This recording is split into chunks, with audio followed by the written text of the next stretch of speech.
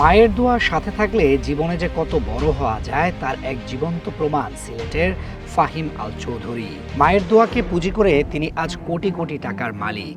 যে মায়ের সেবা করার জন্য একদিন বাড়ি গাড়ি সব বিক্রি করে দিয়েছিলেন, তার আশীর্বাদে আজ কোটি কোটি টাকার সম্পদের মালিক হয়েছেন ফাহিম আল চৌধুরী।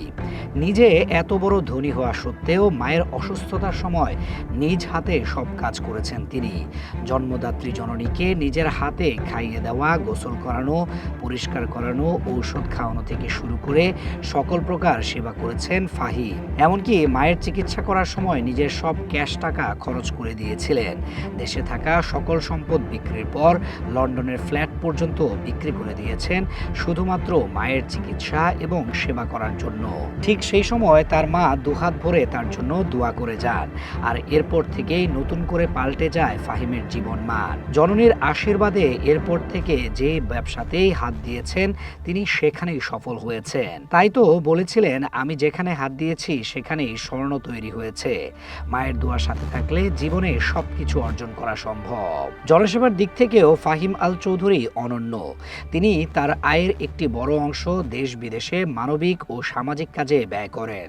বিশেষ করে সিলেটের জকিগঞ্জ, কানাইঘাটে শিক্ষা, চিকিৎসা, উন্নয়ন ও মানবিক কার্যক্রম সহ জনকল্যাণমূলক মুখী নানান উদ্যোগে সর্বস্তরের মানুষের কাছে তিনি যেন এক ন্যাচারাল হিরো।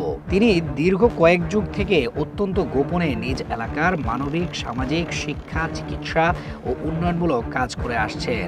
গত কয়েক বছর ধরে তিনি নিজের নামে প্রতিষ্ঠিত ফাহিম আল চৌধুরী ট্রাস্টের মাধ্যমে নানা ধরনের সেবা ও উন্নয়নমূলক কাজ করে যাচ্ছেন। সিলেটের জকিগঞ্জ উপজেলার শাহবাগ মুহিতপুর গ্রামের এক সম্ভ্রান্ত মুসলিম পরিবারের সন্তান ফাহিম আল চৌধুরী। তার বাবা মরহুম মাওলানা আব্দুল মুসাব্বির চৌধুরী ছিলেন অত্যন্ত সুনামখ্যাত একজন আল্লাহওয়ালা ও পরহেজগার আলেমে দ্বীন। ফাহিম আল চৌধুরী ছোটকাল থেকেই পরিবারের সাথে যুক্তরাজ্যে বসবাস করে আসছিলেন। সেখানেই কেটেছে তার শিক্ষা জীবন এবং শৈশব।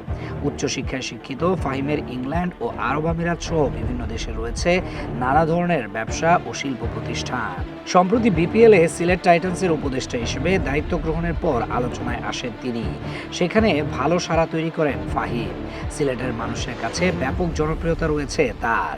এলাকার উন্নয়ন, খেটে খাওয়া মানুষদের সহযোগিতা, মানবিক কর্মকাণ্ডের জন্য সকলের কাছে প্রিয় চরিত্র ফাহিম আল চৌধুরী। রাজনীতি না করেও কিভাবে জনগণের সেবা করা যায় সেটি দেখিয়ে দিয়েছেন তিনি।